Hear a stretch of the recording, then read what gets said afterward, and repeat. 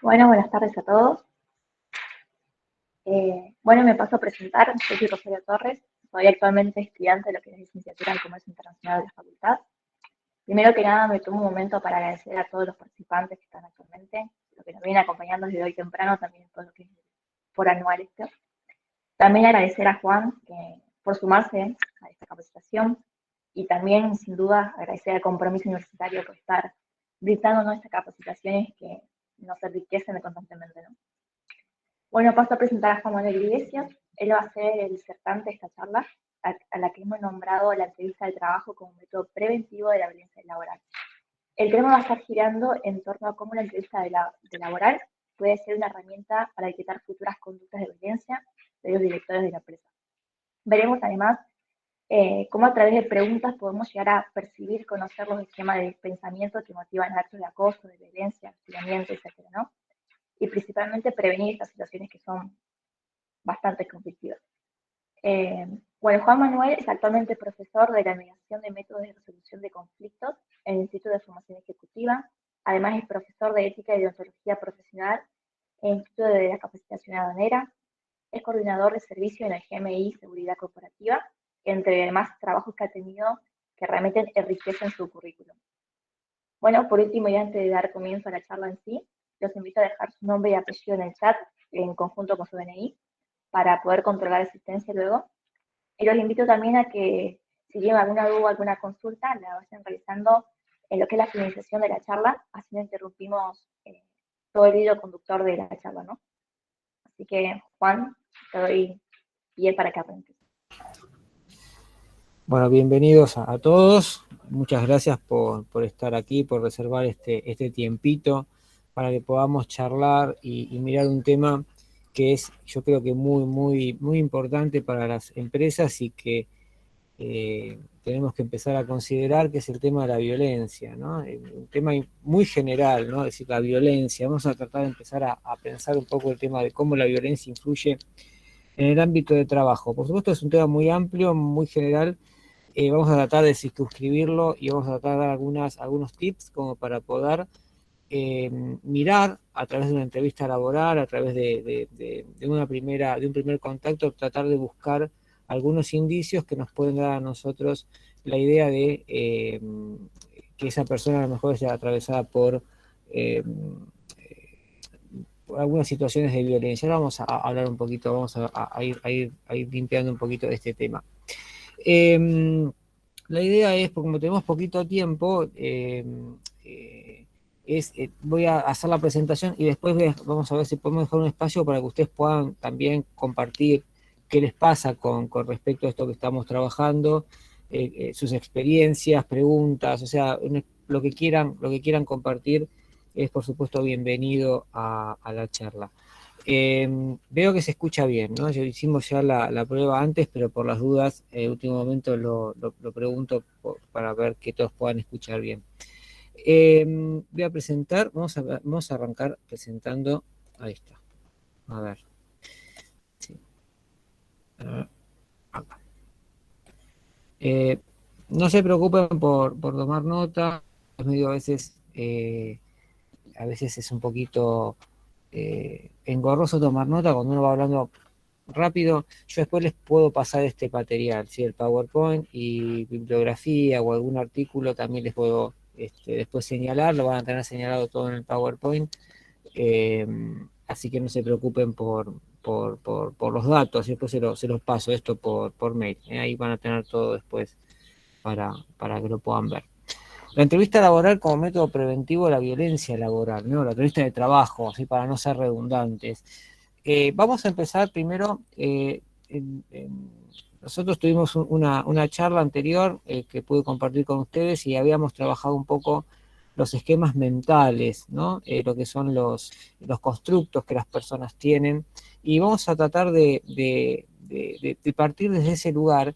Y lo que vamos a buscar con la entrevista laboral es tratar de identificar algunos esquemas, ¿sí? Ahora vamos a hablar de lo que son los esquemas, de dónde vienen los esquemas mentales, pero la idea, lo que apuntamos, es tratar de, con algunas preguntas, poder darnos cuenta de qué tipos de esquema tienen estas personas construidos y que nos pueden dar algún indicio de que hay una situación o una experiencia que tiene que ver con la violencia y que se pueda reproducir en el ambiente laboral.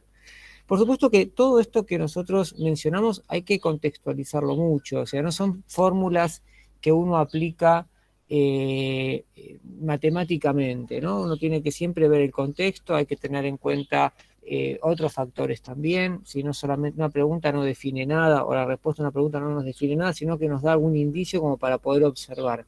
Es simplemente eso, ¿sí? No hay digamos, fórmulas mágicas que yo haciendo una pregunta determino que esa persona va a ejercer violencia en la empresa. No, en realidad son indicios donde yo puedo empezar a trabajar en observar y prestarle atención a un montón de factores que pueden aparecer. Entonces vamos a ir viendo primero lo que tenemos que trabajar o tener en cuenta es lo que es la violencia. ¿Sí? La violencia o las violencias, digamos, uno podría decir, bueno, hablamos de violencia, ¿sí? ¿Por qué? Porque, y acá podríamos decir, existe la violencia familiar, existe la violencia política, existe la violencia social, existe la violencia económica, existe la violencia laboral, pero en realidad siempre estamos hablando de un mismo tipo de violencia. A pesar de que decimos las violencias, acá estamos un poco parafraseando una frase de un autor que se especializa en lo que es maltrato infantil, que se llama Barudi, es un psiquiatra chileno, ahora vamos a hablar un poquito después de Barudi, pero él habla de las violencias, pero siempre estamos hablando de la violencia, ¿sí? Es decir, tenemos que pensar la empresa dentro como un sistema atravesado por un montón de diferentes sistemas, ¿no? Ahora lo vamos a ir viendo en detalle, pero pensar la empresa desde lo sistémico, ¿no? La empresa no existe sola en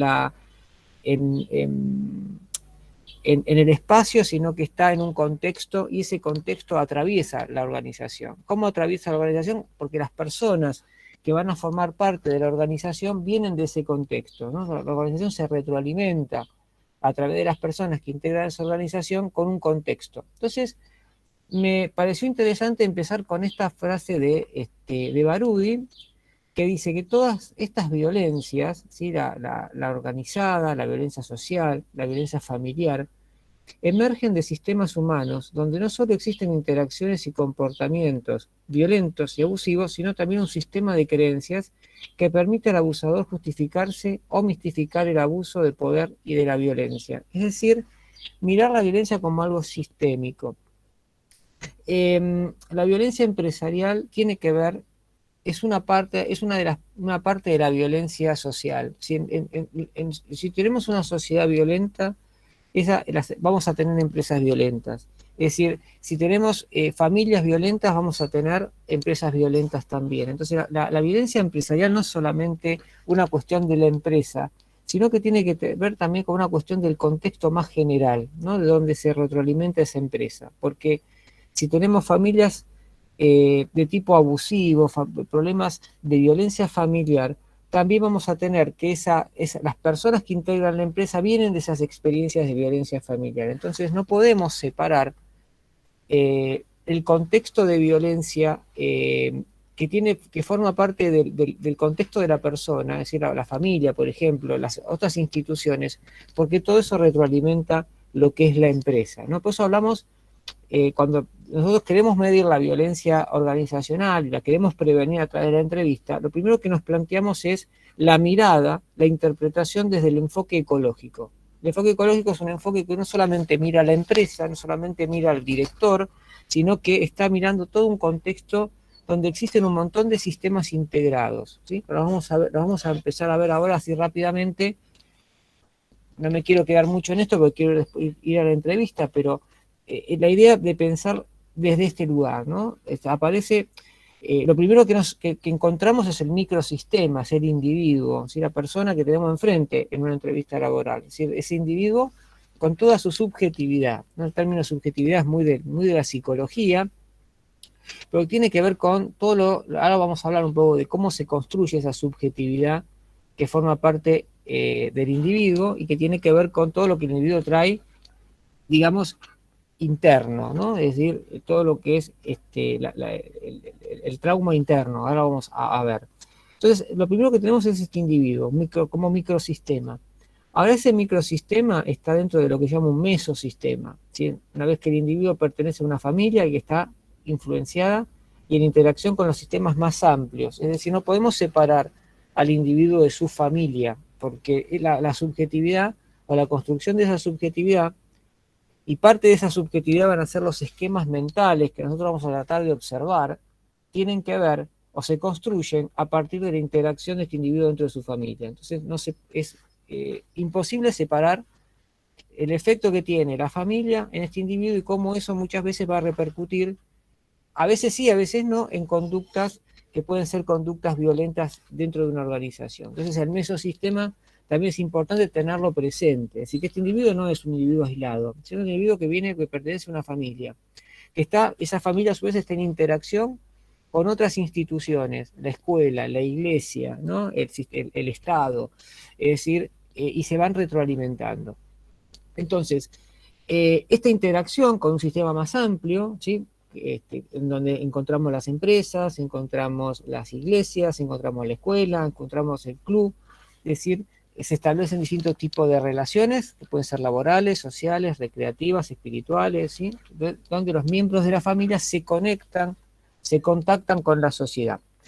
Vamos a dejar de lado qué tipo de contacto establece con la sociedad, porque eso implica otra charla, ¿no? Decir, bueno, si pueden tener contacto o si es una familia que se cierra, ¿no? Eso es un tema aparte, pero lo planteamos así, digamos, de forma amplia, la familia se interactúa con la sociedad, ya sea con un contacto pleno o con un contacto restringido o con un casi nulo contacto, pero eso va a ir contribuyendo a la aparición de ciertas características que tienen los individuos, el mesosistema.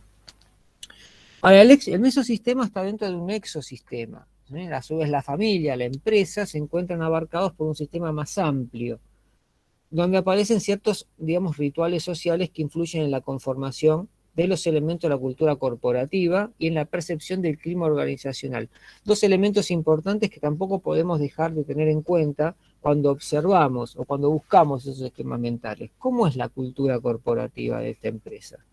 Si nosotros estamos haciendo una entrevista y venimos de afuera a hacer la entrevista, porque es un staff, y no es recursos humanos, sino que es un staff que recursos humanos contrata, entonces ahí tenemos que preguntarnos no solo qué tipo de individuo estamos entrevistando, sino qué tipo de cultura tiene esa empresa, tiene esa organización, ¿no? La cultura organizacional o corporativa también está influenciada por la cultura general, por lo social, ¿no? Es decir, si nosotros tenemos una sociedad muy rígida, con esquemas patriarcales muy rígidos, como puede ser, por ejemplo,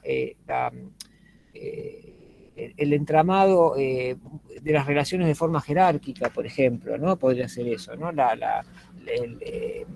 El varón que se siente superior. Después los vamos a ir repasando en detalle, esos valores, porque impactan en también lo que tenemos que observar. Por supuesto vamos a tener de esa cultura, devienen culturas corporativas también con los mismos elementos. Y a su vez, ¿cómo se percibe ese clima organizacional? ¿Cómo la gente se siente dentro de esa empresa? ¿Se siente bien? ¿Se siente mal? Conviene también tener un datos sobre estos elementos porque estos también van a modificar y van a, digamos, accionar en la conformación de esos esquemas mentales, ¿sí? De los cuales vamos a hablar dentro de un rato. Entonces, el exosistema, ¿sí? Un sistema que tiene el mercado, la política, es decir, todo lo que tiene que ver con el contexto macro de la organización también va a influir. Fíjense que ahí tenemos ya un sistema bastante complejo, porque no solo observamos el individuo, sino que observamos al individuo en contexto, ¿no? Es ese ser en el mundo, es ese ser en la comunidad, en el contexto, y cómo ese contexto y ese contacto con el contexto nos va a ir influyendo. Finalmente tenemos el macrosistema. Ay, perdón, ahí está. Si puedo correr esto, ahí está, si puedo hablar mejor. El macrosistema encontramos el sistema de creencias que van a incidir en la cultura corporativa y en la violencia. El sistema de creencias ese es, digamos, lo que nosotros llamamos como moralidad. ¿Sí? Digamos, serían algunos autores le llaman lógica de significado y acción, ¿no? Digamos, qué conductas la sociedad considera desviadas, qué conductas la sociedad considera que están permitidas y qué conductas la sociedad considera que están, obligadas, ¿no? Que es lo que tiene que ver con cómo vamos nosotros a configurar nuestros mandatos, ¿no? Yo debería hacer, ¿qué es lo que debe hacer un gerente? ¿Qué es lo que debe hacer un colaborador? ¿Qué puede hacer? ¿Qué no puede hacer? Bueno, ese es cuando los gerentes van a ir construyendo sus mandatos morales, lo van a hacer a partir de ese sistema de creencias, ¿no? Entonces, el sistema de creencias también va a aportar elementos a la conformación de ciertos esquemas. A ver. Se me trabó un poquito ahí está. Ahora sí, era con el mouse. ¿Qué trata de evitar la entrevista? Ahora vamos a ver, vamos a hablar un poquito de qué es lo que trata de evitar la entrevista y vamos a ver, vamos a ir conectando después esto que dije al principio, en cómo va apareciendo y cómo lo vamos utilizando para trabajar dentro de la organización. Lo que queremos prevenir o tratar de identificar antes de que genere daño en las gerencias, en los sectores, es lo que se llama el síndrome de Cronos. Esto lo desarrolla un autor llamado Félix Socorro. Síndrome de Cronos, no les voy a ahora narrar todo el mito de Cronos, pero eso uno lo puede googlear y lo puede buscar. Viene de la historia de Cronos con su miedo a ser desplazado por sus hijos y demás. Bueno, eso lo podemos después googlear y mirar, pero lo más importante del síndrome de Cronos es que aparece en las organizaciones y es uno de los, digamos, las grandes trabas o los grandes problemas que pueden tener, que podemos encontrar en los gerentes. Y ahora lo vamos a leer y van a ver que muchas veces uno se va a sentir quizás a veces identificado y si esto me pasó, yo tenía un jefe con estas características, tuve un profesor con estas características, y esto es muy común, lamentablemente, y aparece mucho en las empresas, y es la acción deliberada del supervisor, puede ser del director, puede ser hasta de un compañero a veces, de estancar a su personal por temor a ser desplazado o sustituido. Esto es una cosa muy importante, el temor. Acá aparece una primera emoción que es el miedo, el temor. Hasta podríamos hablar del pánico, ¿no? Que paraliza. Sí, el temor, a ser desplazado o sustituido. Evitando el crecimiento de los subordinados, podemos decir colaboradores. Yo no le cambié palabras porque tomé la definición tal cual es, pero hoy hablamos de colaboradores, no de subordinados. Pero lo que está marcando acá el autor es que hay una asimetría en la relación, ¿no? Evitando el crecimiento de los colaboradores, en este caso, pero en una asimetría de poder, en el área donde él ejerce su poder o lo posee, ¿no? Es decir, hay una persona que está a cargo de un sector, pero tiene miedo de que no sé, a lo mejor supongamos que es el área contable, ¿no? Entonces, el contador que está a cargo del área contable o el administrador de empresa, lo que fuera, tiene un colaborador que se está por recibir de contador también. Entonces empieza a tener miedo de que esta persona cuando se reciba a lo mejor pueda empezar a hacer carrera y lo desplace, ¿no? Entonces, ¿qué hace? Lo estanca, ¿no? No le permite ejercer otras funciones de las que ya está ejerciendo por miedo.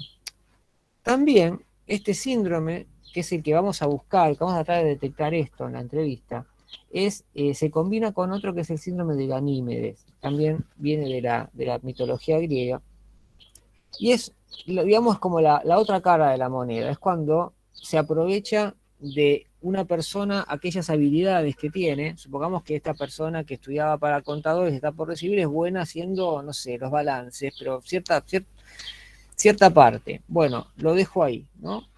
Y no le permito que salga de ese rol. ¿Por qué? Porque me es cómodo, porque sé que lo sé bien, porque sé que es bueno en eso, porque sé que me saca un montón de problemas.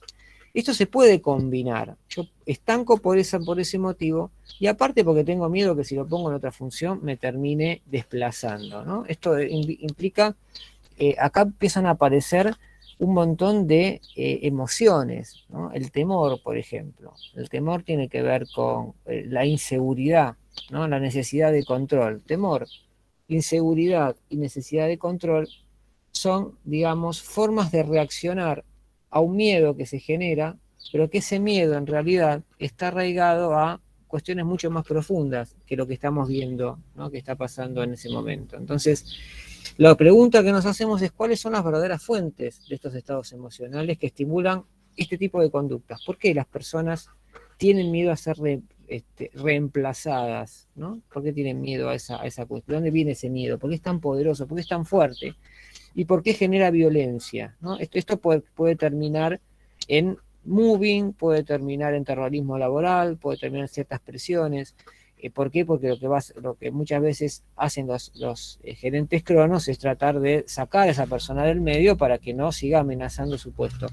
Ahora, la sensación de amenaza no viene específicamente de la situación, o sea, esta persona que genera esa sensación de amenaza, en realidad lo que está provocando es un miedo que viene de las relaciones de apego que tuvieron estas personas en la infancia. Entonces lo que nos vamos es hacia atrás, ¿no? Es decir, es la infancia que en el presente está generando, o son experiencias de la infancia que en el presente están generando este tipo de situación, ¿no? Por eso hablamos de las experiencias de apego de los directores. No es porque nos vayamos al pasado, es porque el pasado está actuando en el presente. Mi presente es de determinada manera porque o mi pasado está ahora influenciando el presente y me hace ser de determinada manera. Eso es lo importante. No es porque nos enfoquemos en el pasado, porque el pasado no se puede cambiar. Pero sí, la forma de ese pasado es la que está ahora afectando a los directores y es la que produce estos síndromes. Y es la que es el material con el cual se van a construir estos esquemas mentales que vamos a observar. Es decir, vienen de estas experiencias. Entonces es importante tener en cuenta, y acá aparece cómo las experiencias dentro de la familia se conectan con cómo esas experiencias que ocurrieron dentro de una familia aparecen ahora resignificadas en otro contexto que es el contexto empresarial, ¿no? Entonces, así repasando rápidamente, ¿a qué nos referimos? ¿De dónde vienen esos miedos? ¿De dónde vienen esos temores? ¿De dónde viene esa sensación de que me van a sacar? Y eso es algo que no se soporta, que no lo puedo resistir. Tienen que ver, entre otras cosas, con las experiencias de apego de los directores. Es decir, dificultad para confiar en los otros. Si son las personas que tuvieron apegos, ¿el apego qué es? Es la relación que yo tengo con mi figura cuidadora. Si cuando un niño que necesita protección y que necesita sobrevivir y protección, pero de las figuras de cuidado, ¿no? Las figuras de apego, las figuras cuidadoras. Entonces, de acuerdo al tipo de relación con esas figuras, pueden desarrollar, digamos, miedos a confiar en las otras personas. Si, por ejemplo, la figura cuidadora no cuida o se muestra, digamos, molesta para cuidar, o a veces cuida, a veces no cuida, bueno, se genera toda una sensación de inseguridad. ¿Por qué? Porque no puedo generar esa seguridad que necesito para poder confiar. Entonces, ya empiezo a generar conductas de desconfianza, ¿no? Que son las que, digamos, después impactan o se revuelven a reproducir en estos espacios laborales. Entonces, sobre esta dificultad de desconfiar en los otros, se van a construir esquemas, donde yo digo, por ejemplo, un esquema que se construye es no puedo confiar en nadie, nadie es confiable, ¿no? Y eso es lo que vamos a buscar en la entrevista. Preocupación por no ser amados, altos niveles de ansiedad. ¿Por qué? Porque el maltrato, estas formas de maltrato generan enojo y generan temor, ¿no? Es decir, ese temor y ese enojo que generan estas situaciones de maltrato generan lo que se llama la ansiedad básica. Es una ansiedad base, ¿no? Que una persona que fue maltratada tiene esa ansiedad acumulada. Entonces esas personas que son ansiosas, ¿no? Que están ansiosas, que todo tratan de controlarlo todo, bueno, son personas si conocemos su trayectoria biográfica, vamos a encontrar experiencias de apego desorganizado, de apego inseguro, de apego ambivalente en su trayectoria, en su infancia. ¿A qué nos estamos refiriendo? A las experiencias de desamparo y vulnerabilidad.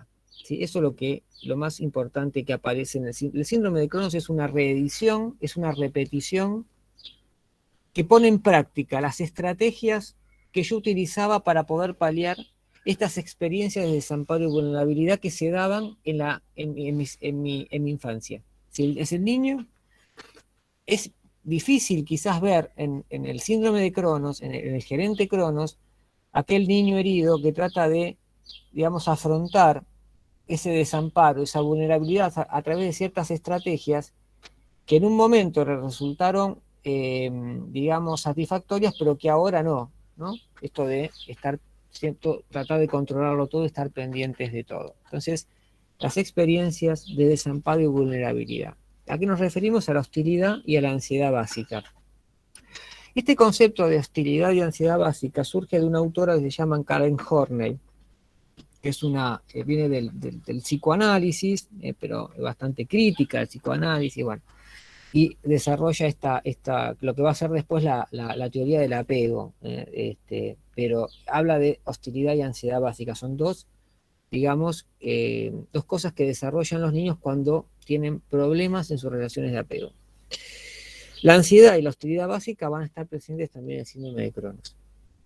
Será la base sobre la cual se desarrollará todo aprendizaje de respuestas para paliar las situaciones difíciles de la vida adulta. ¿Por qué? Porque lo que yo pongo en práctica cuando soy adulto son aquellas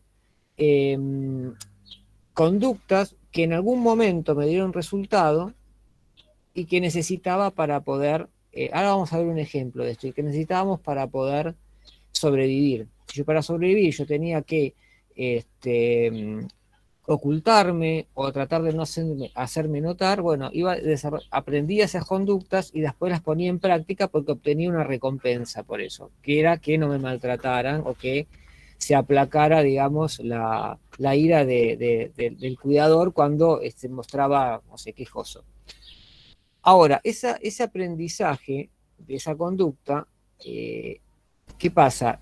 A esa conducta yo la sigo aplicando cuando aparece una situación que evoca también esa hostilidad básica y esa ansiedad básica, ¿no? Cuando hay una situación o cuando yo intento repetir esa situación, y acá estamos hablando ya en un contexto empresarial, vuelvo a poner en práctica aquellas estrategias que antes me daban resultado, pero que ahora no me están dando mucho resultado porque me generan problemas con mis colaboradores o genera violencia dentro de la organización.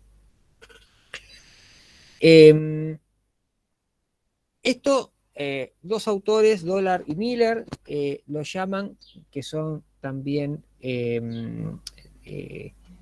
los podríamos asociar a las teorías de aprendizaje, lo llaman dilema de aprendizaje, ¿no? O sea, las respuestas que utilizamos para afrontar los desafíos que tenemos en la vida no son recompensadas, es decir, no nos sirven para poder satisfacer nuestra necesidad. ¿Y cuál es nuestra necesidad? Tratar de paliar esta hostilidad y esta ansiedad básica. Entonces no me sirve, ¿no? Porque tengo problemas. Siento que la otra persona me va a sacar, trato de ir contra esa persona, pero bueno, suelo tener problemas y sigo teniendo esa necesidad porque ese miedo no se va. Ese es el problema, que a pesar de yo poner en práctica todas las estrategias del síndrome de Cronos o del gerente Cronos, no puedo dejar de sentir miedo, no puedo dejar de sentir esa hostilidad y esa ansiedad. Entonces no me sirve esas me servían antes, ahora ya no me sirven más, es decir, no son recompensadas. ¿De dónde viene esta ansiedad y esta hostilidad básica? De la represión que los chicos hacen de la ira, de la rabia que sienten por ser maltratados. Un chico que es maltratado siente rabia, siente ira, aparte del miedo y un montón de otras emociones más. Y eso, para salvar a los padres significa que yo los necesito que a esos padres que me protejan y que me alimenten y necesito sobrevivir, los tengo que salvar. Aparte, esta emoción de la ira aparece con un sentimiento que es el amor, ¿no? Entonces, esta especie de contradicción hay que resolverla a través de, bueno, salvar a los padres, entonces toda esa ira se reprime. Ahora, se reprime, pero después sale, ¿no? Cuando aparece una situación que emocionalmente coincide con estas experiencias de apego, como puede ser el hecho de estar amenazado mi territorio, esta rabia sale nuevamente, ¿no? Y eso sale también a través de cierta racionalización, que es la que vamos a ver al final de la charla, que tiene que ver con los esquemas mentales que evidencian que esto puede estar presente. ¿Qué se hace? ¿Cómo se reproduce esta ira que ha sido, digamos, guardada, que ha sido olvidada? A través de la transferencia, ¿no? O el desvío de ese enojo hacia otros objetos. Cuando hablamos de objetos, estamos hablando de la palabra objeto en tanto lo trabaja la psicología, incluye personas el objeto, no es algo peyorativo para hablar de las personas, porque es el término que usa la psicología para hablar de las personas. Los niños y los adultos, ¿no? Otros adultos o otros niños, ¿no? Transfiero eso, no lo puedo depositar donde tiene que estar, entonces, y puede ser que aparezca también en estos como forma de exteriorizar la ira. Este síndrome de Cronos puede ser una forma de violencia también para exteriorizar ese enojo, ¿no? Esa rabia. A ver. Síndrome de Cronos, entonces. Eso es lo que tiene que ver con el trauma interno, es decir, cómo vamos construyendo nuestra subjetividad a través de el efecto que la familia tiene sobre nosotros. Pero también, no solo la familia influye en la conformación de estos liderazgos, sino también tenemos algunas cuestiones sociales, o sea, lo que son valores de la masculinidad patriarcal que se imponen socialmente, que se transmiten, por supuesto, a través de la familia, pero también se transmiten a través de la educación, de la escuela, de la iglesia, de las otras instituciones que interactuaban en este sistema ecológico. Y esto es muy importante porque una forma también de combinar esta rabia, esta ira, es a través de algunos imperativos morales que se les imponen sobre todo al varón. Pero cuando hablamos de masculinidad, no estamos hablando solamente del rol del varón, del hombre, ¿no? En términos del sexo masculino. Estamos hablando de funciones, es decir, los valores de masculinidad pueden ser desarrollados también por liderazgos femeninos. O sea, hay directoras de empresas, por ejemplo, que se manejan bajo estos valores de masculinidad, ¿no? Es decir, uno dice, bueno, se manejan como si fueran varones. ¿Por qué? Porque asumen en su liderazgo todos los imperativos morales de estos valores de masculinidad y son también imperativos que tenemos que buscar en la entrevista laboral. Entonces, no solamente cuando hablamos de valores de masculinidad patriarcal estamos hablando del varón, sino que estamos hablando del varón y de la mujer, porque las mujeres también muchas veces se encuadran o se estructuran bajo estos valores. Por ejemplo, el éxito económico, ¿no?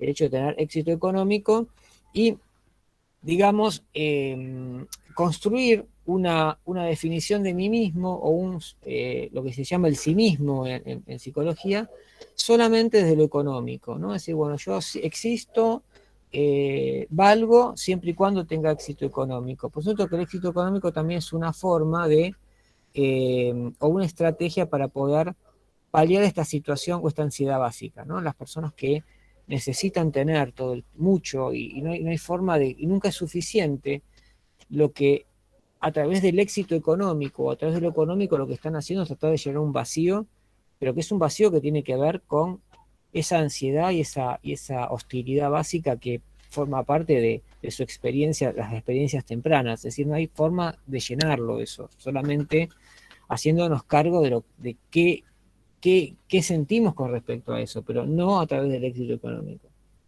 El varón, para demostrar fortaleza en todo momento, siempre tiene que ganar, o sea, no puede negociar, ¿no? Las personas que no negocian, por ejemplo. Y esto también lo podemos mirar, lo podemos preguntar. Ahora vamos a dar preguntas concretas para hacer, pero esto también lo podemos tener en cuenta. ¿Cómo negocia esta persona? ¿No negocia? ¿Reconoce la ayuda que tiene de los demás? Esas son preguntas que vamos a ir haciendo. ¿Qué piensa de la negociación, ¿no? Existe la negociación ganar-ganar, el famoso win-win, ¿no? es visto como un signo de debilidad. Si yo gano, si el otro gana, yo quiere decir que yo pierdo, ¿no? Si el otro gana, quiere decir que me van a sacar. Si el otro gana y yo gano, no, es imposible. Un gerente Cronos, si ve que el otro gana o se beneficia porque lo ascendemos, porque le damos más responsabilidades, que puede ser un ganar para esa persona, bueno, yo lo voy a ver como una amenaza, ¿no? Entonces voy a construir, digamos, una idea, un constructo, un esquema sobre lo que es negociar o sobre la relación que tengo con el otro, en donde el otro tiene que perder siempre. Y eso también lo puedo medir, lo puedo observar. Está prohibido el reconocimiento de las necesidades afectivas, ¿sí? Así como también la expresión de ciertas emociones como el miedo y la tristeza. Esto es muy importante, porque si yo no reconozco que tengo miedo y no me hago cargo de ese miedo, no me puedo hacer cargo de lo que me está sucediendo. Entonces, una forma de evitar ese miedo es a través de estas conductas estilo síndrome de Cronos. Yo evito contactarme con el miedo. Una forma de superar Cronos, y esto en otro ámbito, puede ser el contactarme y en conectarme con ese miedo y con esa tristeza. Porque si yo lo evito, y esto tiene que ver con la imposibilidad de tomar contacto, un problema de contacto con el ambiente, porque yo estoy evitando este miedo, estoy evitando esta tristeza, que sabemos que surge de la ansiedad básica, pero que hoy se está manifestando, lo estoy cubriendo o lo estoy disfrazando con el síndrome de Cronos. Todo lo que se considera femenino se debe rechazar, porque se lo considera débil e inseguro. Lo femenino en tanto función. Acá estamos hablando de roles sociales, ¿sí? Todo lo que tiene que ver con pedir, por ejemplo, pedir ayuda. Una de las cosas que vamos a preguntar es, ¿pidió ayuda alguna vez? ¿Alguien lo ayudó? ¿Puede reconocer que alguien lo haya ayudado en su función anterior? ¿Usted cuando tiene un problema pide ayuda? Cuando yo pregunto eso, estoy viendo cómo considera el tema de pedir ayuda. Pedir ayuda implica reconocer que necesito del otro. Y en los valores patriarcales, vamos a decir, el varón en tanto función, no pide ayuda porque no se considera débil. Es un signo de inseguridad para el patriarcado pedir ayuda, ¿no? Sin embargo, eh, por otro lado, se considera lo femenino débil y después se lo trata de conquistar, ¿no? Pero eso ya es como para también profundizarlo en otra charla. Pero es importante y esto sí lo podemos medir. Está prohibido pedir y reconocer ayuda, eso lo dijimos recién. Está prohibido expresar el dolor en palabras y mucho más llorar. Los seres humanos tenemos todos, calculo, la mayoría por lo menos, yo me incluyo, problemas cuando el otro expresa una emoción, el llanto, por ejemplo. Tratamos de interrumpir ese llanto, ¿no? Tratamos de contenerlo, de que no llore más, ¿no? Como si pensando que lo ayudamos, en realidad lo que hacemos es interrumpir ese contacto que esa persona tiene con una emoción y con algo que puede darle pautas para poder superar una situación que lo está angustiando. El hecho de poder expresar a través del llanto, a través de cierto sufrimiento. Tenemos problemas con eso, tratamos la charla anterior hablábamos de responsabilizarnos de lo que el otro siente, y eso era un error. Bueno, es una forma también el patriarcado a veces nos enseñó que estaba mal, ¿no? Que era un signo, era un acto desubicado, alguien que lloraba o expresaba sus emociones. Expresar el dolor con palabras es muy importante. Quienes pueden expresar su dolor con palabras, es difícil que trate de recurrir a estrategias de este tipo, porque no necesita, se puede encontrar con su dolor y con su situación a través de las palabras. Esto es digitalizar, ¿no? Esto cuando hacemos negociación, lo primero que hacemos cuando creamos un clima de empatía en la negociación es digitalizar el dolor del otro. Eso lo hacemos los mediadores o cuando negociamos. Lo primero que hacemos con otro es entiendo qué está pasando, veo que estás mal, que estás angustiado, que estás enojado, veo que te enoja, que te importa mucho. Ayudamos al otro a poner las palabras. Me estoy yendo un poquito por las ramas, pues lo que tiene la violencia es que es un tema que uno se va muy por las ramas. Yo estoy tratando hoy de seguir rigurosamente un orden para no explayarme mucho en detalles porque esto da como para explayarse un montón, pero voy a tratar de ser conciso. No existe un lenguaje adecuado para los sentimientos y las emociones porque se los considera poco importantes. Esto también es algo que podemos observar. ¿En qué medida esa persona puede hablar de lo que siente y las emociones, ¿no? Eso quizás a lo mejor no lo podemos observar tanto en una entrevista, pero sí uno puede ir a observar, cuando uno hace una observación de cómo se expresa alguien, uno empieza a darse cuenta, ¿no? En qué medida esta persona tiene acceso digital, verbal, a los sentimientos, a sus sentimientos y emociones, y en qué medida se da cuenta y se hace cargo de esas emociones. Por ejemplo, algo es reconocer los errores. Reconocer los errores es una forma de hacernos cargo también de nuestra humanidad, ¿no? Bueno, acá les pongo un ejemplo y ya después pasamos bien más a la cuestión práctica. Por ejemplo, un niño que aprendió a ir contra la gente, esto ir contra son las estrategias que propone Horney con respecto a cómo los chicos afrontan los apegos inseguros, ir contra, ¿no? Para defenderme, para que no me lastimen. ¿Y cómo va contra la gente? Desarrollando competitividad, el dominio sobre los otros para protegerse contra la vulnerabilidad, siendo muy territorial, no me toquen el escritorio, esta es mi oficina, esta es mi máquina, esta es mi computadora, este es mi teléfono, no quiero que nadie toque nada de esto, este es mi horario, ¿no? Es muy territorial. Acuérdense que el territorio es un derecho adquirido, ¿no? en las empresas, ¿no? La gente es muy celosa del territorio y cuando hay problemas de territorio o queremos cambiar algo, tenemos que ver bien qué representa ese territorio para las personas. Siendo muy territorial, ¿no? Como respuesta a su situación de maltrato en la infancia. Si yo nunca tuve nada, una de las cuestiones que pasa con las familias maltratadoras es que no hay discriminación entre lo público y lo privado.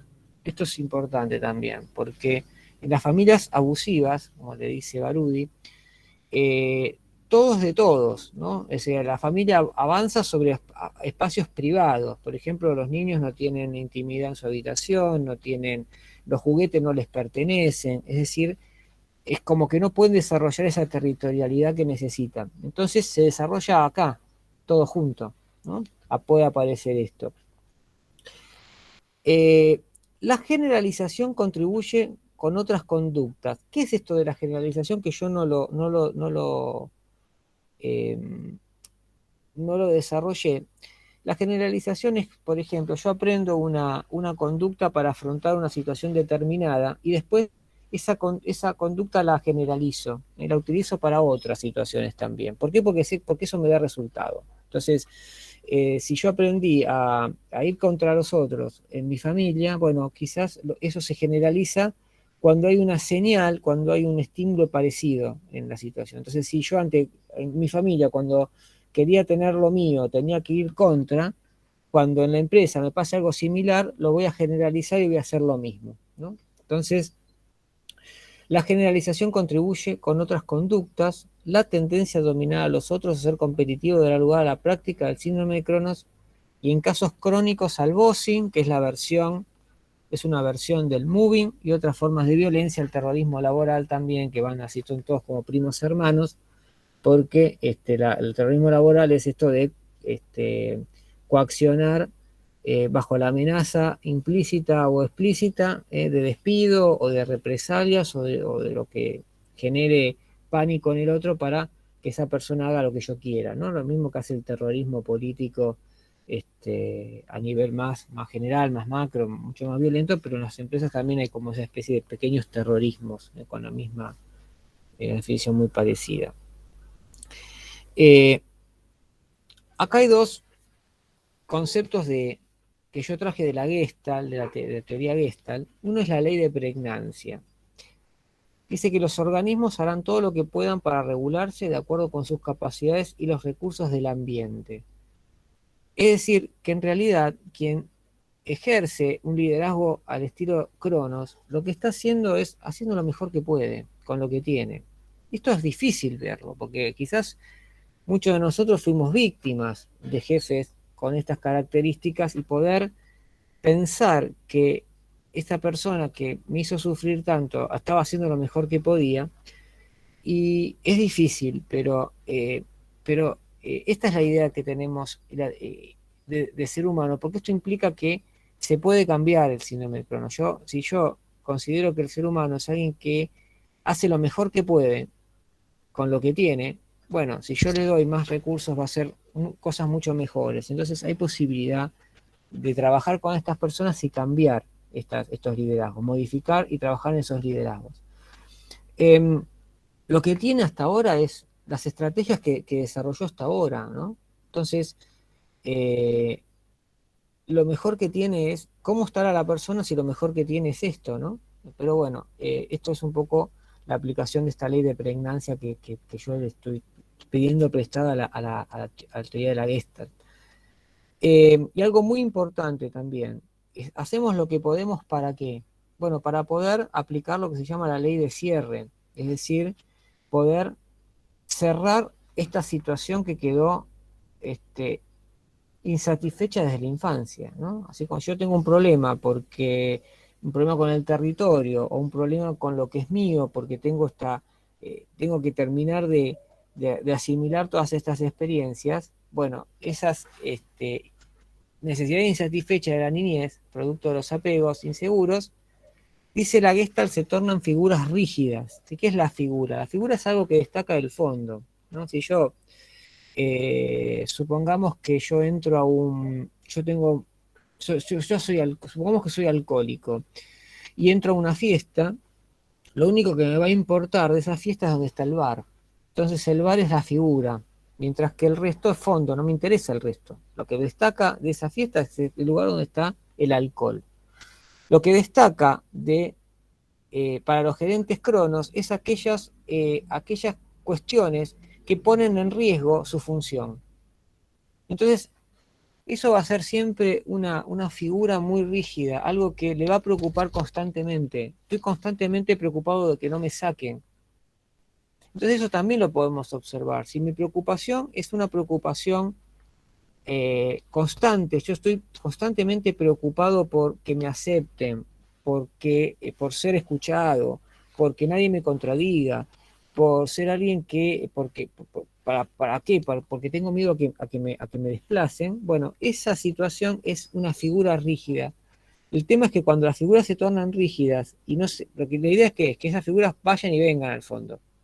Hoy sean importantes, después dejo de trabajar, paso al fondo, me preocupan otras cosas, paso al fondo, me preocupan otras cosas, y así voy contactándome con el entorno todo el tiempo. Pero cuando eso se fija, estoy todo el tiempo pensando en eso, es como esas personas que se obsesionan con algo, es una obsesión, ¿no?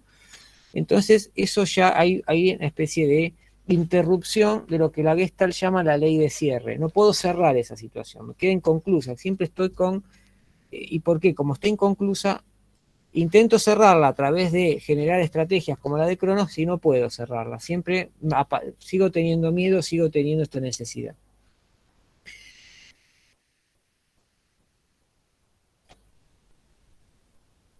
Y finalmente vamos a lo que queríamos llegar, que son los esquemas, ¿sí? La entrevista laboral.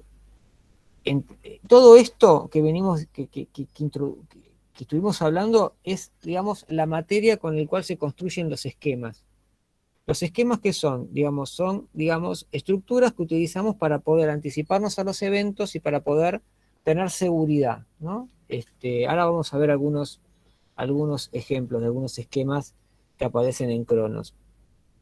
Tenemos esquemas sobre amenazas, esquemas sobre el miedo al fracaso, sobre la ira, sobre la emoción. ¿Qué significa para mí el miedo al fracaso? Si yo no soporto el miedo al fracaso, si no tolero la frustración, eso es un esquema que yo tengo construido. Es una forma de acercarme al mundo, es una forma de pensar la gerencia, es una forma de pensar al otro.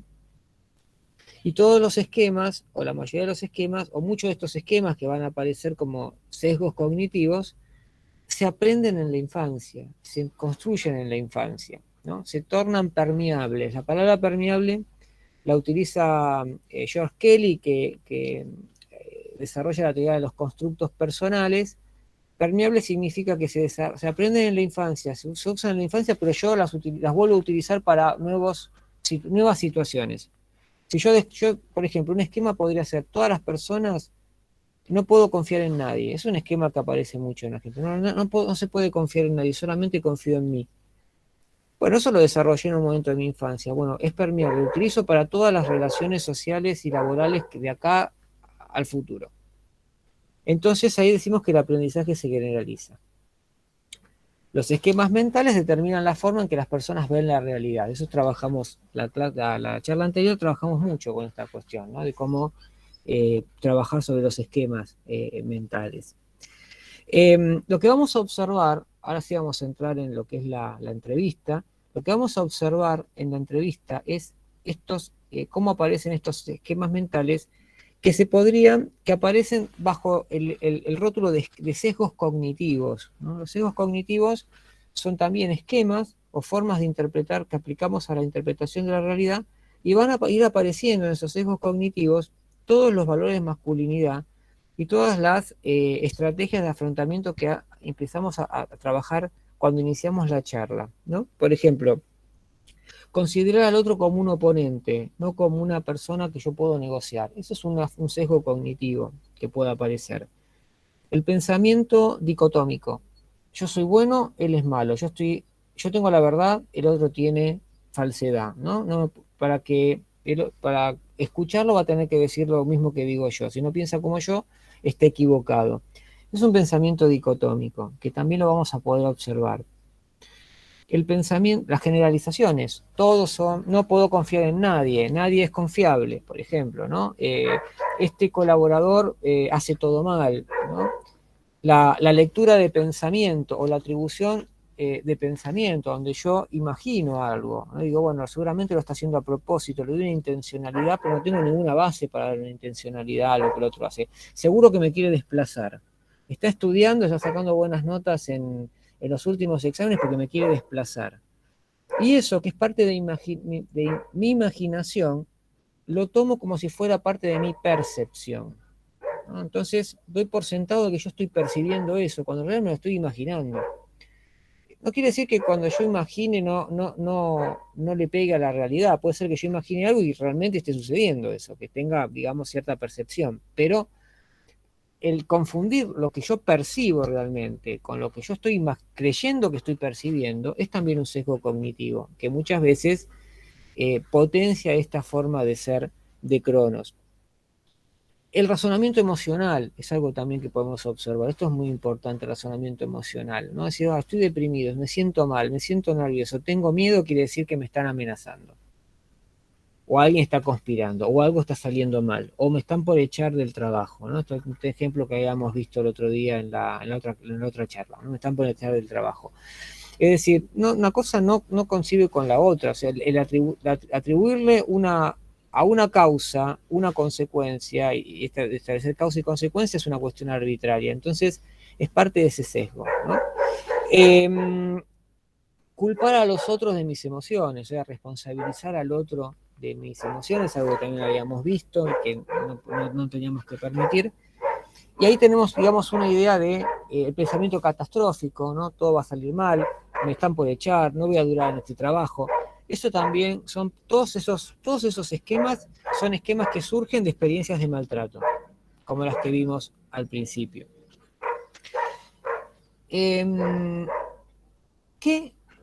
Antes de entrar en las preguntas propiamente dichas, que ahora les voy a hacer una lista de preguntas, ¿hay algo más que podemos utilizar como herramienta para poder observar y para poder mirar un poquito más allá en una entrevista? Y tienen que ver con las expresiones faciales.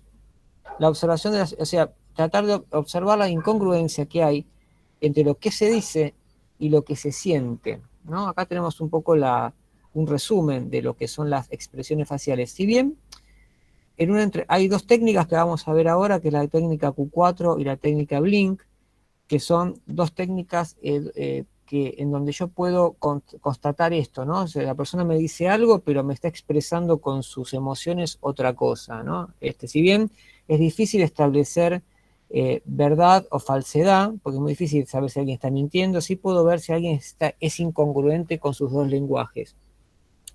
La base de esto es la observación de qué microexpresiones van apareciendo a medida que la persona me va contando, ¿no? Cuénteme cómo se lleva con su jefe.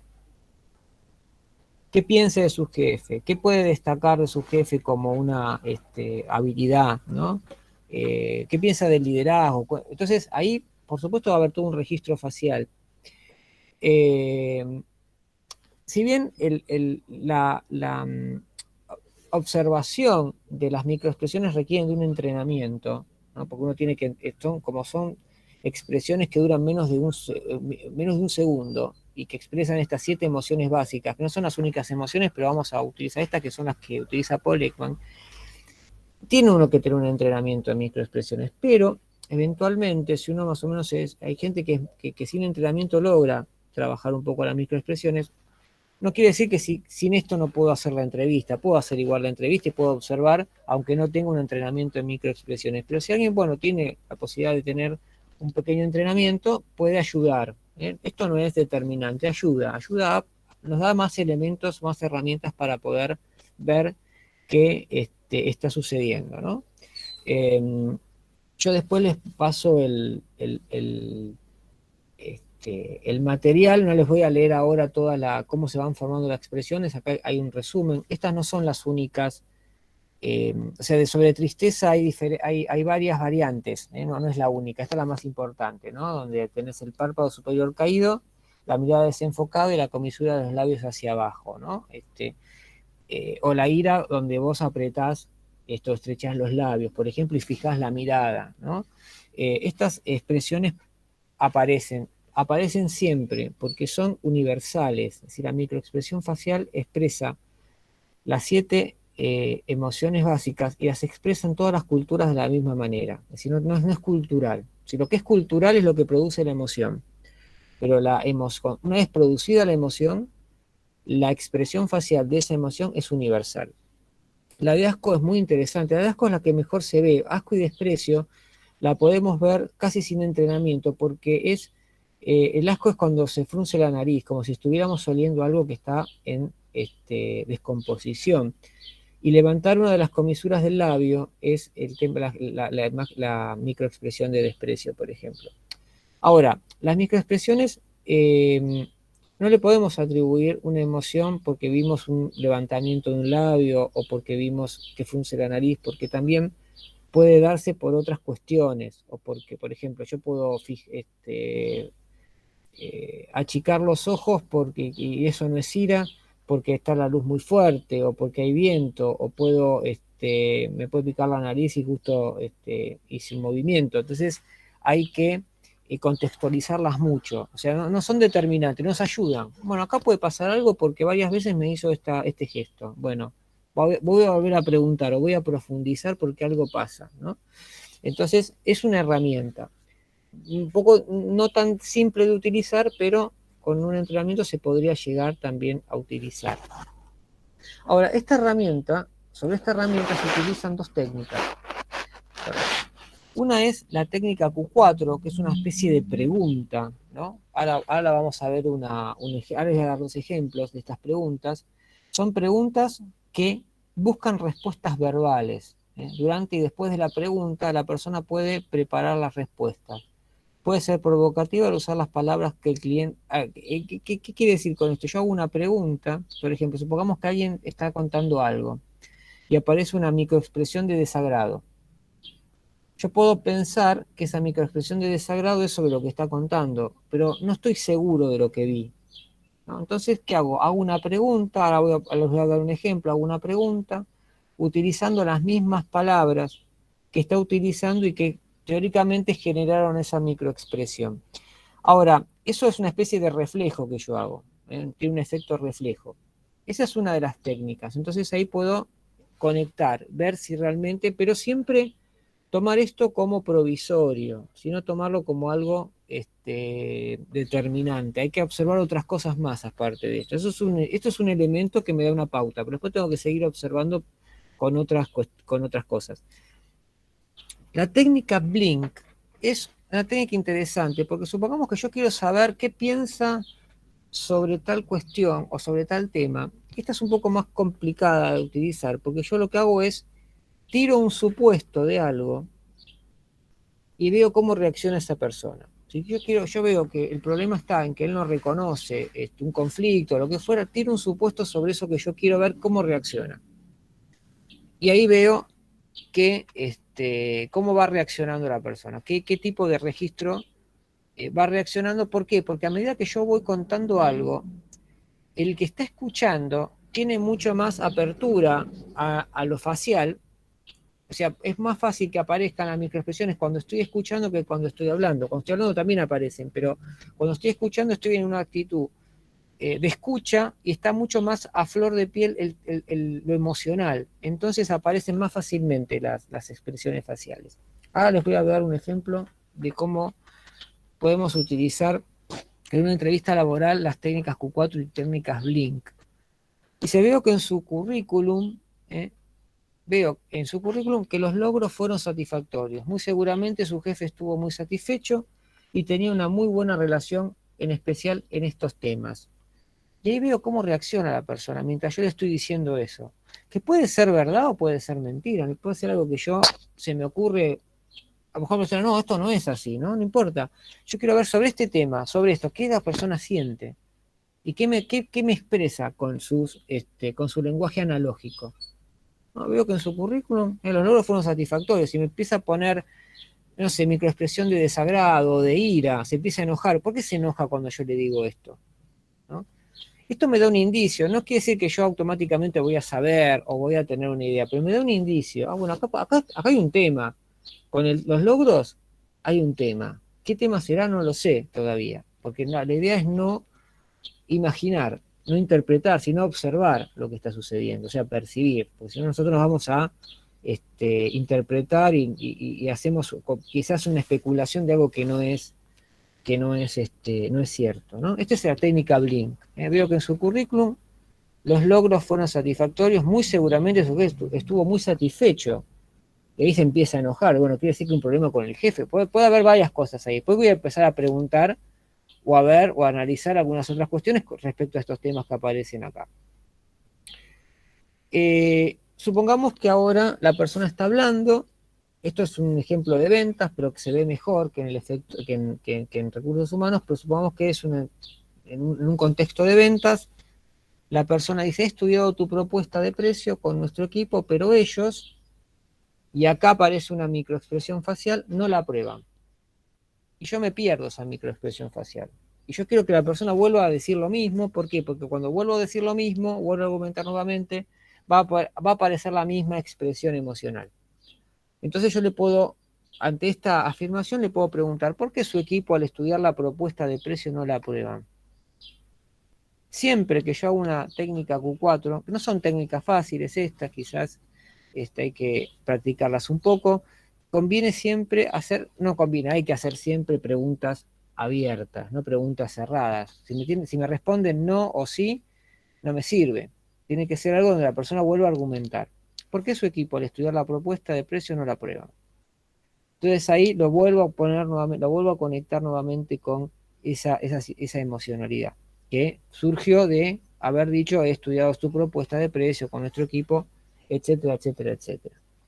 Entonces ahí tenemos las técnicas Q4 y la técnica Blink, que las podemos usar en cualquier contexto, ¿sí? Lo podemos utilizar con cualquier tipo de situación. Yo puedo armar una hipótesis de algo y tirarla en la entrevista a ver qué pasa, a ver cómo reacciona la persona, o si veo que dijo algo significativo, pero no estoy seguro de qué es lo que está expresando, le repregunto.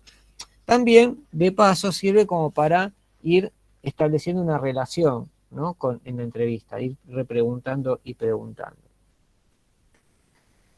Ahora, volviendo a los esquemas que yo les decía recién, este tipo de esquemas, podemos hacer preguntas concretas para poder empezar a observar si están presentes esos esquemas. Acuérdense que detrás de los esquemas están todas las situaciones de maltrato, de afrontamiento, de aprendizaje que vimos al inicio de la charla. Entonces, por ejemplo, ¿cómo y qué preguntar para desocultar esquemas mentales? Y acá viene lo que quizás todo el mundo estaba esperando, que era las preguntas que puedo hacer. Esto lo dice un autor, no las inventé yo estas preguntas, esto lo desarrolla un especialista en seguridad, que se llama Gavin de Becker. Yo algunas modifiqué, agregué otras de la teoría cognitiva, pero Gavin de Becker es un abogado norteamericano, especialista, uno de los especialistas más importantes en predicción de conductas violentas. O sea, esto viene de un especialista que es asesor del gobierno norteamericano, trabaja también como asesor de la protección de estrellas de Hollywood y de personajes VIP.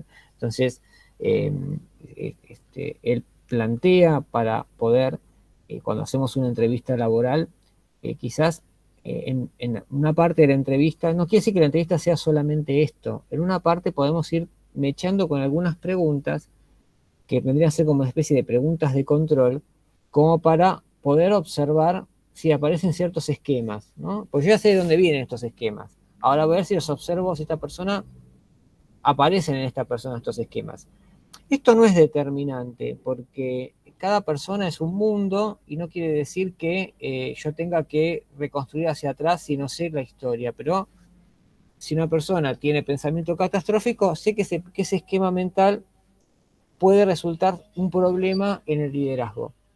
Después, bueno, no estoy tan seguro de por qué y cómo aparece con esa persona, porque no se puede generalizar. Entonces, yo generalicé para dar la charla, pero en realidad el maltrato no afecta a todos de la misma manera.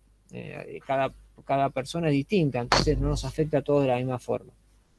Pero sí es frecuente que ante personas maltratadas tengan esquemas de este tipo, eso sí. Hábleme de un fracaso en su trabajo y cuénteme por qué sucedió. Yo no he encontrado en las empresas que trabajen mucho este tema, pero es interesante preguntar esto. Háblame de un fracaso en tu trabajo o las pegaste todas desde que el primer día que entraste nunca te pasó nada, ¿no? Háblame de un fracaso en tu trabajo. Acá, por supuesto que este tipo de entrevistas tiene que ver, si yo lo tengo que hacer en una empresa que tenga una cultura tal que me permita hacer esta entrevista, ¿no? Esto es tema aparte, pero no siempre esta entrevista se puede hacer en todas las empresas, no tiene que haber una actitud de la empresa como para poder hacerla. Podemos poner otras preguntas de otras cosas en el medio, no tiene, yo puse algunas, no son muchas preguntas, pero son concretas, ¿sí? Después podemos ponerle otras cosas como para no estar preguntando siempre sobre el mismo eje. Bueno, hable de un fracaso en su trabajo y cuénteme por qué sucedió. ¿Qué observamos ahí? ¿Qué pasa con la responsabilidad? El tema de la responsabilidad es importante en las empresas o en los líderes. Ser responsable implica hacerse cargo, ¿no? Darse cuenta y hacerse cargo. Al darse cuenta es algo que yo estoy tomando de la Gestalt también. Darse cuenta, me doy cuenta de lo que pasa, me hago cargo. Un Cronos no se va a responsabilizar, no se va a hacer cargo, porque la culpa es del otro siempre, es del otro que me está amenazando. Hay matices, ¿eh? No quiere decir que todas las personas, estoy haciendo la super generalidad acá, como para... Si hay generalizaciones, hay imperativos morales rígidos. No hablé de los imperativos morales rígidos, pero también es algo que aparece en los niños maltratados, o en las personas maltratadas, el tema de los debería. Yo debería hacer de determinada manera. Yo debería. No, el otro día veía una persona que decía, yo debo reaccionar, yo tengo que reaccionar, me decía, ¿no? Para tiene un conflicto con otra persona, en una negociación, yo tengo que reaccionar. ¿Por qué? Porque le había dicho algo que en su sistema de valores era algo que él estaba obligado a reaccionar. En su lógica de significado y acción, él tenía que reaccionar. Debería, ¿no? ¿Vos tenés o querés reaccionar? Cuando yo me responsabilizo y me hago cargo, estos imperativos morales son más laxos en el sentido de que yo elijo reaccionar y elijo no reaccionar, pero que me estoy haciendo cargo. Y eso es lo que tenemos que ver en un liderazgo. Si los líderes se manejan con deberías, que son deberías que el psicoanálisis le llama, ¿no? la esfera del super yo, que es la ley de la familia, ¿no? La ley arcaica, ¿no? Los mandatos familiares, ¿no? El famoso, yo no uso mucho categoría del psicoanálisis, pero ahí lo podemos ver claramente, el super yo sería eso, los mandatos familiares, yo debería, los mandatos patriarcales, ¿no? Yo tengo que ser fuerte, yo tengo que tener más plata, ¿no? Bueno, ¿tengo o quiero? ¿Quiero o tengo? ¿De dónde viene eso? Entonces, de acuerdo a cómo gestionan el fracaso, primero hay que ver si reconocen. Fracaso, todos tenemos algún fracaso para contar en el trabajo. Todos. Yo me acuerdo una vez que quise apagar una máquina y dejé a toda la compañía de seguro sin luz. Ejemplo. Ahí tenía un fracaso, ¿no? Por descuidado. Bueno, y fue culpa mía, porque yo tendría que haber preguntado que esa era una máquina que se apagaba. Bueno, no me acuerdo por qué. Me acuerdo que quedaron todos sin sistema durante 2 horas en la compañía. ¿Por qué? Porque yo no pregunté. Y me mandé solo a apagar, a resetear la máquina, porque todos ¿por qué? Porque todos reseteaban la máquina. Entonces yo, bueno, tuve un programa, reseteé la máquina y me quedé y dejé sin sistema a toda la compañía de seguros. Es una especie de fracaso, bueno, o algo que nos haya salido mal en el trabajo. Es importante ver qué grado de responsabilización y de hay uy, perdón, quiero bajar pensando que lo puedo bajar, ahí está. ¿Cómo actúa cuando quiere resolver problemas en el trabajo? Esto es una pregunta amplia, ¿no? Aquí se pueden aparecer también los deberían, que son los imperativos, la desconfianza, la necesidad de controlarlo todo. Podemos observar si posterga al enfrentar las situaciones o no, o las enfrenta. Un tema importante es ver en qué grado aparece la responsabilidad. Eso es lo central. Lo primero que voy a medir, lo que voy a ver es qué conexión tiene con la responsabilidad. Si me hago cargo o echo las culpas. ¿Dónde pongo la culpa?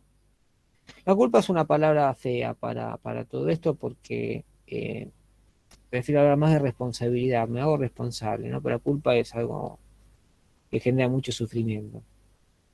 Pensamiento catastrófico hace que muchas veces surja el miedo al cambio y se posterga la decisión, ¿no? ¿Qué pasa? Acá puedo observar todo eso. De medida que me vaya contando cómo resuelvo los problemas. Los problemas implica también resolver un problema nos conecta con el cambio, porque siempre que tenemos un problema no es una situación disruptiva que quiebra nuestra transparencia, ¿no? Lo que hacemos habitualmente y que hacemos casi sin pensar, cuando aparece un problema nosotros ya, toda esa situación se rompe, hay un quiebre, entonces nos tenemos que poner a trabajar en algo que implica muchas veces reconocer que nuestra situación acaba de cambiar porque apareció este problema que ahora me estaba por ir, pero me tengo que sentar a poder solucionar este problema. ¿Qué más? Vamos a preguntar. Describa el mejor jefe que haya tenido y describa el peor. Antes de seguir, es muy importante que tengamos en cuenta la cultura, porque yo acá estoy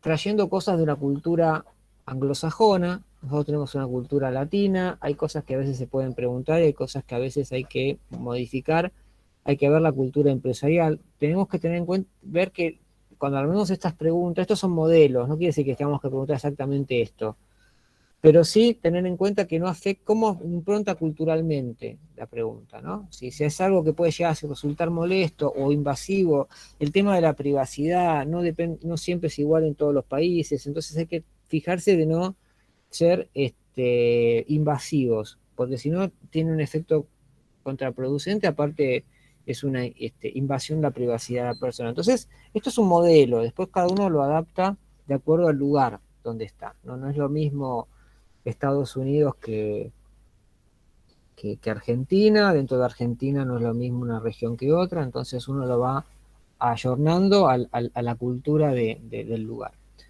Describa mejor al jefe que haya tenido y describa el peor, ¿no? Aquí podemos observar si se emplean etiquetas. Otra cosa también la etiqueta o el pensamiento dicotómico. Atribución de culpabilidad. Atribución de culpabilidad es cuando yo no me responsabilizo. Fíjense cómo vamos midiendo cosas similares y que se van conectando, ¿no? Porque yo termino de medir con esta pregunta la responsabilidad. Sin embargo, puede aparecer pensamiento dicotómico. Buenos y malos, negro y blanco, verdad, mentira, feo, lindo, ¿no? La dicotomía, los famosos pensamiento antagónico, si le quieren llamar antagónicos, las famosas dicotomías. El término dicotómico es un constructo, todo constructo es dicotómico, ¿no? A veces la dicotomía en las personas las observamos, pero no son lógicas. O sea, por ejemplo, es tenemos un pensamiento dicotómico, pero mejor la dicotomía no es el mejor o el peor, sino el mejor o el más feo. Puede ser, y no es una dicotomía lógica, porque la dicotomía lógica de feo es lindo, no bueno. Pero puede aparecer eso, ¿no? También son dicotomías, no importa que no sean estrictamente lógicas. Pero si yo soy, no sé, si yo soy bueno y todo lo contrario, a todos los demás son feos, ahí viene la dicotomía, aunque no sea la dicotomía lógica. Y lo tenemos que tomar como pensamiento dicotómico. Atribuirle la culpabilidad al otro, ¿no? Culpar a los otros, responsabilizar a los otros de las emociones. Esto lo vimos también en la clase anterior, en la charla anterior, cuando hablábamos de Marshall Rosenberg y hablábamos de nosotros no podemos responsabilizar al otro de lo que estamos sintiendo, ¿no? No voy a terminar repitiendo la charla de la otra vez, pero ahí también hay una conexión. Por ejemplo, si ridiculiza a sus jefes, si habla desde el razonamiento emocional o desde el rencor, ¿no? Razonamiento emocional es esto de pensar que lo que sucede tiene que ver con lo que yo estoy sintiendo. En realidad, si yo me siento mal, quiere decir que todo está mal. No necesariamente. Que yo me sienta mal significa que esté todo mal a mi alrededor. ¿Cómo se describiría a usted mismo? ¿No? Aquí podemos evaluar si la persona se describe a sí mismo en términos implacables, si es muy exigente consigo mismo. También la exigencia consigo mismo tiene que ver con un debería y con un perfeccionismo. El perfeccionismo no es una buena señal. Una cosa es ser una persona que quiere superarse y otra cosa es ser perfeccionista. El perfeccionismo es algo que genera conflicto, si no es algo y que genera mucho sufrimiento y puede ser también un emergente de situaciones de maltratos.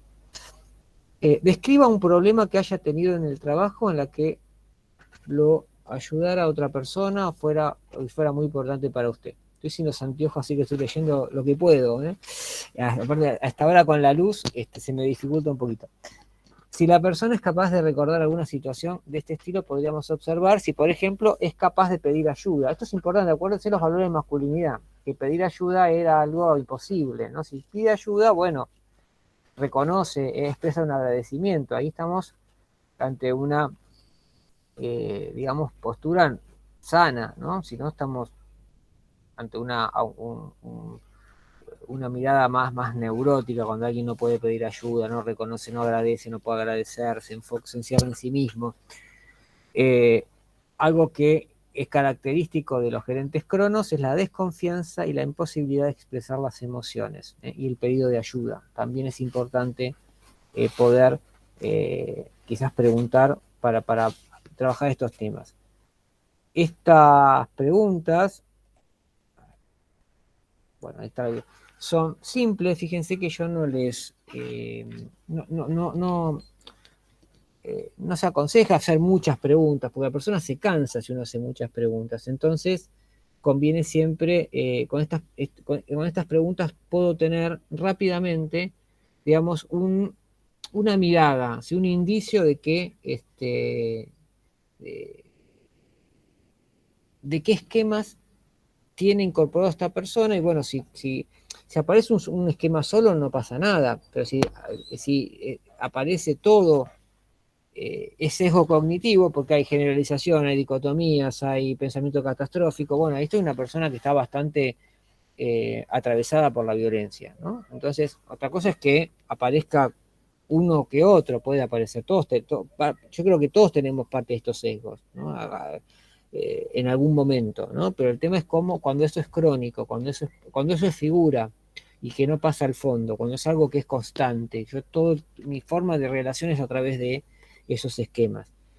Es una herramienta nada más, no es algo que se determine como algo que aplicamos y ya está. Después conviene también observar otras cuestiones, pero lo que es la entrevista podemos incluir dentro de las otras preguntas que tienen las entrevistas, este tipo de preguntas que son, digamos, preguntas más para el chequeo de estos tipos de sesgos cognitivos.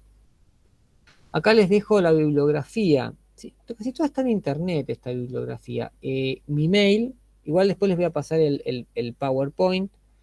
Y acá hay 3 artículos míos donde se pueden bajar, las revistas están en internet, uno entra a Seguridad en América, es una revista de seguridad mexicana, y ahí están las revistas completas, uno puede acceder y leer el artículo de ahí, ¿sí? Entran a la página, y en la página dice reservorio de revistas, y ahí están. Acá están los 3 artículos en donde se resume lo que estuvimos trabajando en esta charla, así que si a alguien le interesa puede bajarse la revista, se pueden bajar de internet, por eso no les pongo el link, porque lo buscan lo ponen así en internet y sale enseguida en la revista Seguridad en América. Acá está el año, el número, y lo pueden buscar. Los libros también, ¿sí? Los libros es el marco teórico que yo utilicé para trabajar. Bueno, ahí está. Todo este tiempo no los pude ver a ninguno, así que ahora voy a aprovechar para... ahora sí. Vamos a presentar, así me pasé bastante, me parece, del tiempo. Bueno. Perdón. El tema de violencia es muy difícil resumirlo, porque es un tema que abarca un montón de cuestiones y que a veces hay que desarrollarlas, porque si no quedamos con una mesa con 2 patas nada más. Así que bueno, no sé si tenemos tiempo de preguntas o no sé. Sí, el que tenga alguna duda que... O comentarios, o si alguien quiere compartir algo, completar algo, que también es bienvenido, así que siéntanse en libertad de intervenir lo que quieran. Sí, acá Rodrigo me dice una charla, es verdad, da para mucho más, sí, porque aparecen un montón de otros temas en el medio. Yo traté de no irme por las ramas, pero aparecen un montón de temas. La violencia es muy compleja para circunscribir a un solo tema, ¿no? Por esto de lo ecológico, ¿no? Porque empiezan a aparecer un montón de cosas, ¿no? Sí. Sí. Yo igual tuve la oportunidad también de la vez pasada que usted dio la charla de estar ahí, así que como que tiene ya un hilo conductor esta también, así que... Claro, la vez pasada trabajamos más los esquemas mentales y los constructos y cómo intervenir para separar esto, ¿no? Y resolver los conflictos. Se pueden, digamos, como combinar, ¿no? Esto se pueden combinar.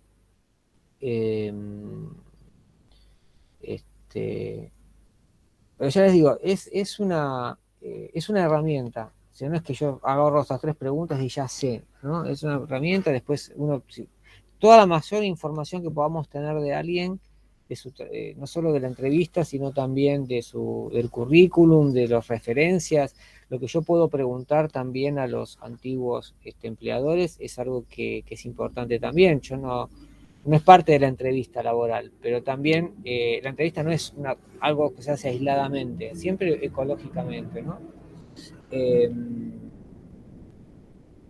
Entonces siempre combinar diferentes estrategias y diferentes instrumentos. El hecho de pedir informes a las empresas donde el director estuvo trabajando, incluso hasta hay empresas que hablan con los vecinos, ¿no? A mí me parece un poco invasivo eso, ir a preguntarle al vecino cómo se maneja cierta persona, me parece un poco invasivo, pero hay empresas que lo hacen. Pero sí, el tema de la información que yo puedo, más allá de lo que me dicen, recabar de lo que el otro piensa o la experiencia que tuvo un jefe, un colaborador, también lo puedo cruzar con esto. Y esto también me dan herramientas como para ver, bueno, no, pero acá aparecen muchos esquemas, pero hablé con el gerente de esta persona y no, la verdad que tuvo varios episodios y una persona intolerante, y hablé con un compañero y me dijo esto, y otro informe de otra empresa dijeron lo mismo, entonces ahí ya tengo una generalidad de la persona. Bueno, la persona en todos lados tuvo un problema o es una persona muy celosa de su territorio en todos lados, entonces después ahí veo qué hago, ¿no? Con esa persona, ¿no? Bueno. Sandra nos dice que estuvo muy interesante la charla y que hay otra de que... Gracias Sandra por tus palabras también. bueno, podemos hacer otra, sí. Y seguir abriendo temas de esto de la violencia. El tema del moving es algo también como para pensar. Esto sirve para prevenir, pero el moving es más complejo, pero también podríamos hablar del moving en algún momento. Bueno, muchas gracias. Bueno, si nadie tiene una pregunta, damos por finalizada la charla ya. Bueno, cualquier cosa, si necesitan, si quieren después el material, Sí, te se los contactamos, paso. sí.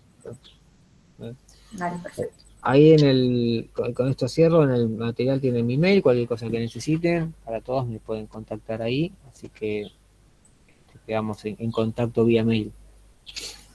Perfecto. Bueno, agradecerte de parte del compromiso por estar abierto a todas estas charlas. Y a los chicos invitarlos, ya mañana también va a haber muchas charlas, así que va a estar bastante interesante. Bueno, muchas gracias a todos, muchas gracias por las palabras de cada uno. Estoy leyendo el chat, ahora que dejé de presentar, porque antes no veía el chat. Así que bueno, muchas gracias por las palabras de cada uno de ustedes. Y bueno, que tengan una linda jornada. Sé que mañana siguen con otras charlas también, así que tengan una hermosa jornada. Y bueno, desde acá, muy linda la experiencia para mí también, muy agradecido, muy contento, realmente me sentí muy bien pudiendo trabajar con ustedes este tema. Bueno, muchas gracias. Nos vemos. Gracias a ustedes.